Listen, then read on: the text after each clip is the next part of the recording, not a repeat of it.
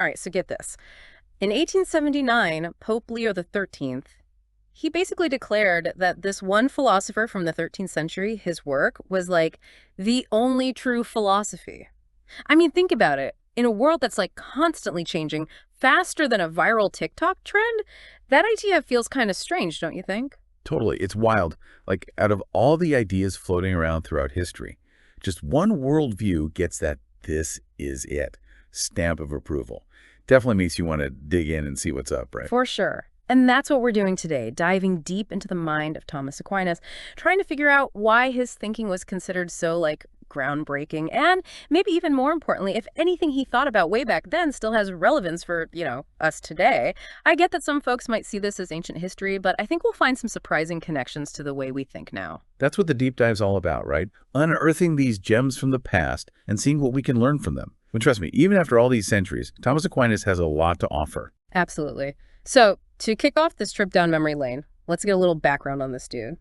Thomas Aquinas was born in southern Italy between 1225 and 1274. Get this. He was the nephew of the Holy Roman Emperor Frederick II, studied in Naples. And then, to really shake things up, he decided to become a Dominican friar. I mean, imagine the scene. This guy could have been like a major player in society, and then he chooses a life of simplicity and studying. That decision definitely ruffled some feathers in the family. Yeah. I mean, they had big plans for him, right? With his intelligence and connections. Seeing him become a mendicant friar with no possessions, it was unimaginable back then. Wow. But he was committed. And this is where we get to a really key part of his thinking. The difference between theology and philosophy. For Aquinas, theology was based on revealed faith, like divine truth. But philosophy used reason and principles he saw as self-evident, like from observing the world. For the church, his theology was pretty much set in stone. But philosophy, that's where things got interesting, and that's what we'll be focusing on today. I found it interesting how the text drew a parallel to our own time, saying that even today, we have these kind of basic beliefs that underpin our thinking, whether it's philosophical or scientific. That distinction is crucial. He wasn't trying to mix apples and oranges. Each area had its own method and basis. And that idea that even today's philosophy and science are built on assumptions, on things we kind of just accept without like rationally proving them, is food for thought. The belief that the universe follows consistent rules, for example, is one of those pillars. Speaking of pillars, let's set the intellectual scene of Aquinas' time. Picture this. Everyone was rediscovering the classics, especially Aristotle.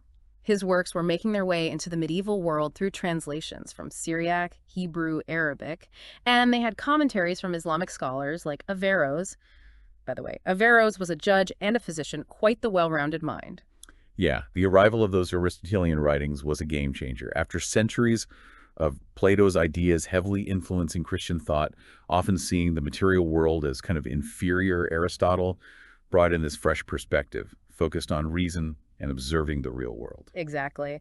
And that emphasis on reason and observation kind of aligned with the changes happening in medieval society. Cities were growing, and people needed a more practical way of understanding the world to solve urban problems, from sanitation to social organization. A purely spiritual view just wasn't cutting it anymore. It was like swapping out mystical contemplation for, the real world problems of city life. The shift from a more rural, feudal society to an urban one demanded new intellectual tools. Aristotle's approach, with his way of analyzing and categorizing things, offered a path to understanding and dealing with the practical challenges of city life.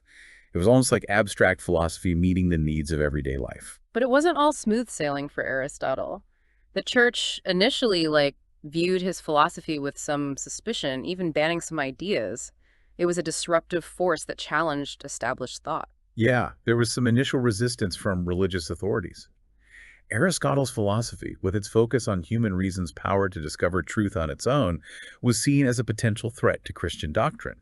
They needed to find a way to integrate this new knowledge without undermining faith. And that's where Aquinas steps in, with his brilliant mind. This guy tried to reconcile Aristotelian ideas with Christianity. He believed that theology could become a kind of science based on self-evident principles and divine revelation. The text even compares this to Spinoza's philosophical system, which came much later. Aquinas' ambition was huge, to build a coherent system of thought that would bring together Aristotle's philosophical logic with the truths of Christian faith. He saw theology as having its own starting points, just like any other field of knowledge. But of course, this attempt at unification created controversy. Aquinas faced criticism at the University of Paris, had to defend the Dominican order and Aristotle's ideas against challenges, and then there were the Averroists who argued that reason and faith were completely separate things. The Averroes represented a more radical view, interpreting Aristotle in a way that seemed incompatible with Christianity. The idea that there were two different truths, one for reason and one for faith, was seen as dangerous to the unity of medieval thought. But Aquinas wasn't alone in this fight. He had the support of none other than King Louis IX of France. There's even a funny story about Aquinas interrupting one of the king's banquets with a philosophical insight about Manichaeism. Just a reminder, Manichaeism was this ancient belief that saw the world as a battleground between good and evil. Aquinas countered that idea by saying that evil isn't a thing in itself, but the absence of good. That anecdote really shows how immersed Aquinas was in the world of ideas. He was so engaged with his thinking that even at a formal event like a royal dinner, he couldn't help but share an important insight. And that refutation of Manichaeism, focusing on the idea that evil is the lack of good, is a central point in his philosophy. Now, talking about Aquinas' key philosophical ideas, we have to start with Aristotle's logic, right? He mastered the syllogism, that type of argument with premises that lead to a conclusion, like all humans are mortal, all Greeks are human, therefore all Greeks are mortal. He was a pro at this, but the text mentions that these methods have become somewhat rigid by his time. Aquinas was a deep connoisseur of Aristotelian logic and used it extensively in his arguments. The syllogism was a key tool for organizing deductive reasoning. But it's true that over time, the logical method had become kind of an end in itself for some, instead of being an instrument for discovering new knowledge, as Aristotle originally intended. It was like the form had become more important than the content in some debates. Moving on to metaphysics, Aquinas delved into Aristotle's work, exploring concepts like being, substance, essence, matter, and form. For Aristotle, the form was the essence of things. He wasn't a fan of Plato's idea of a world of abstract forms separate from what we see. Think of a wooden chair.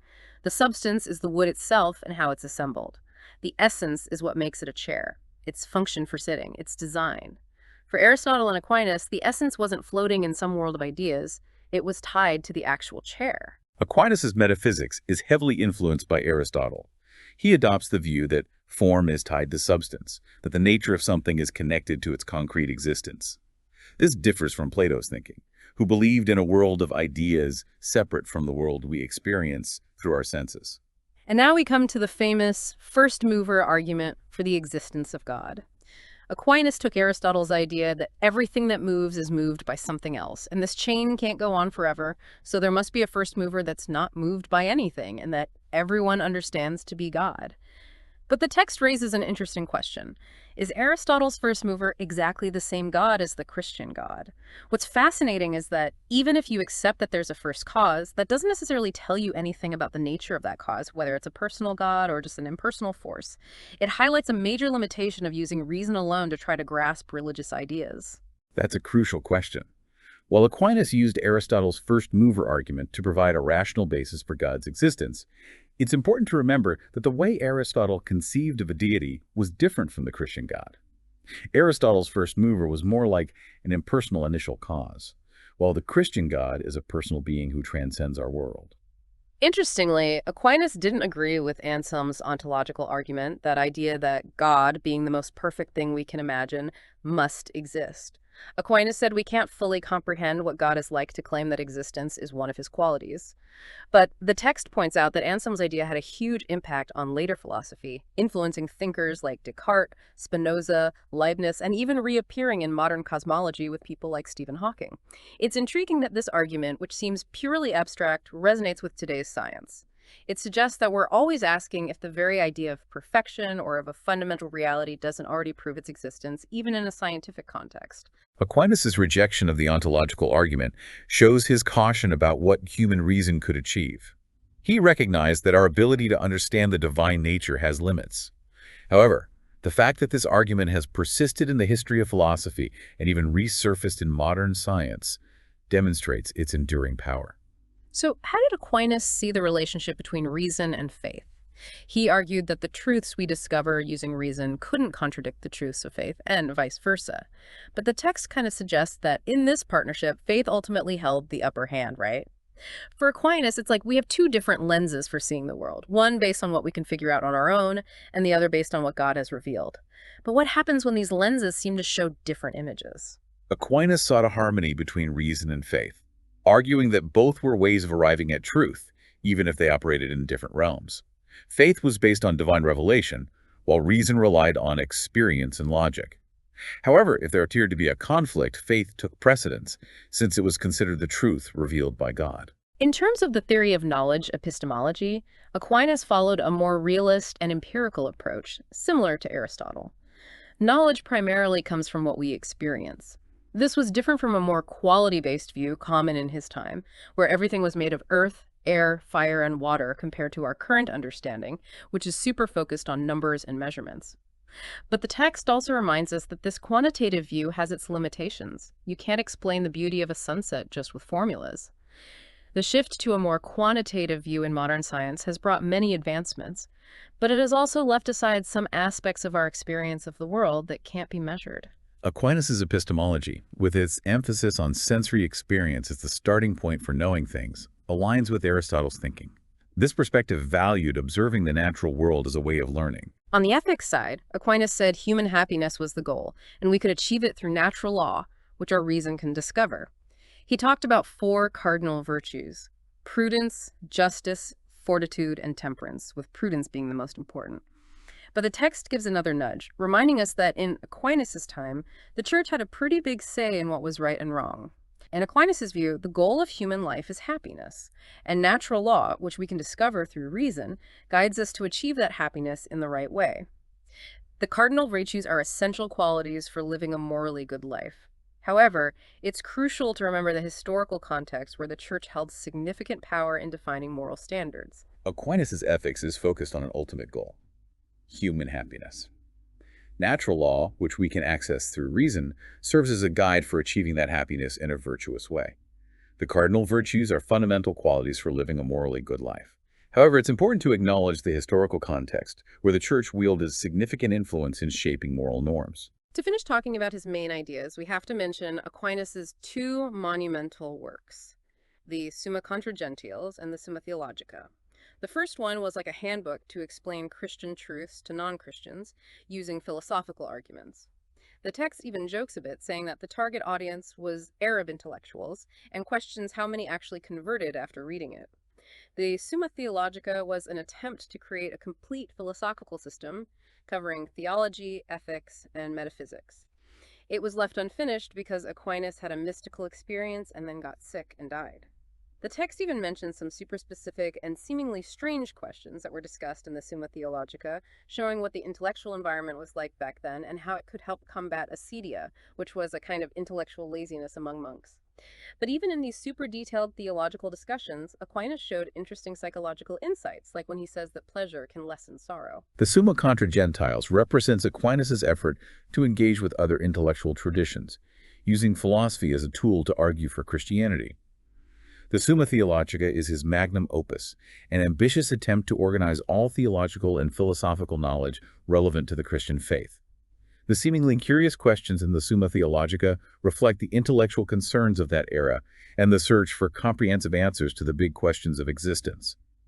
The observation about pleasure mitigating sorrow demonstrates the depth of the psychological analysis within a theological context. As we reach the end of our deep dive into Aquinas' mind, we can say that his big move was trying to reconcile Aristotle's philosophy with Christian thought, defining the roles of reason and faith. He had a massive influence on the history of Western thought, even if not everyone today agrees with his conclusions. The synthesis Aquinas achieved between Aristotle's philosophy and Christian theology was a huge intellectual feat. He created a complex and lasting dialogue between these 2 ways of thinking, shaping medieval thought and influencing philosophy and theology for centuries to come. The synthesis that Aquinas accomplished between Aristotelian philosophy and Christian theology was an intellectual achievement of great magnitude. He established a complex and lasting dialogue between these 2 traditions, molding medieval thought and influencing the development of both philosophy and theology in the centuries that followed. But the text raises an interesting point about this influence. Although Aquinas wanted to strengthen the intellectual foundations of the church, his work kind of led to a period of, intellectual stagnation, with people more focused on commenting and explaining what Aquinas and Aristotle had already said. This lasted until the emergence of modern philosophy with Descartes, who broke with Thomism and Aristotelianism. It's a story that makes you think, right? Even the most brilliant thinkers can unintentionally create an environment where ideas stop moving forward if the focus is just repeat what's been said instead of using it as a springboard for new questions. It makes us wonder if we have similar sacred cows in our thinking today. It's true that after the consolidation of Thomism as the official philosophy of the Church, there was a period where the emphasis shifted towards interpreting and defending Aquinas' ideas at the expense of philosophical innovation. The scientific revelation and the rise of modern philosophy in the 17th century represented a break from that scholastic tradition. And what does all this have to do with you listening right now? I think that even centuries later, examining the structured way Aquinas thought about knowledge and the questions he tried to answer about whether there are ultimate truths, how different ways of knowing relate to each other can still be valuable for us to navigate today's complex world, overflowing with information everywhere we look. For those of you pondering your own beliefs, how do you see the relationship between what you accept by faith and what you've understood through reason? When you encounter information that doesn't quite align, could the way Aquinas tried to find harmony between different sources of knowledge be a useful approach? The questions Aquinas grappled with, such as the pursuit of a coherent understanding of the world and the attempt to integrate different forms of knowledge, remain relevant today. His rigorous methodology and search for rational foundations can inspire us to approach knowledge in a more structured and critical way. To wrap things up, here's the question the text leaves us with. If Aquinas' worldview became outdated over time, how long will it be before our current understanding also becomes rubbish? Could it be that even ideas that seem old have something to teach us or warn us about our own intellectual certainties? That's something to chew on. It's a powerful thought. The history of thought shows us that no worldview lasts forever. Questioning our own ideas and considering different viewpoints, even those that seem distant from our time, is essential for us to keep learning. Guys, see you in another podcast. Don't forget to subscribe to our channel.